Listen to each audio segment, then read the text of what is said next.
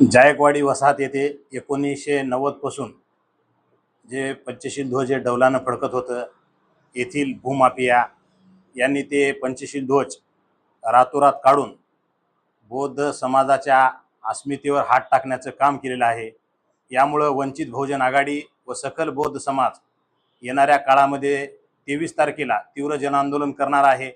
या प्रकरणामध्ये श्रद्धेय नेते बाळासाहेब आंबेडकर, सुजातदादा आंबेडकर, अंजलीताई आंबेडकर हे विशेष असं लक्ष टाकून आहेत। राजगृहाहून कालच एक आव्हान करण्यात आलेलं आहे की हे आपल्या एका अस्मितेवर हात टाकण्याचं काम झालेलं आहे। येणाऱ्या काळामध्ये असली घटना घडू नये म्हणून आपण सर्व नांदेड जिल्ह्यातील समाज बांधव, वंचित बहुजन आघाडीचे सर्व कार्यकर्ते त्या आंदोलनात सहभागी व्हा असं अंजलीताई यांना आदेश दिले आहे।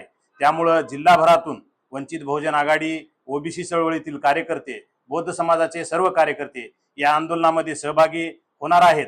पंशील भाऊ म्हणल्यासारखं हे आंदोलन हे खूप मोठं, एक 15 ते 20 हजार लोकांचं हे आंदोलन होणार आहे। पोलीस हे आंदोलन दडपण्याचा प्रयत्न करत आहे। मी पोलीस प्रशासनाला सांगू इच्छितो, श्रद्धेय नेते बाळासाहेब आंबेडकर यांचे कार्यकर्ते तुमच्या नोटिशीला, तुमच्या दबावाला कधीच बळी पडणार नाहीत।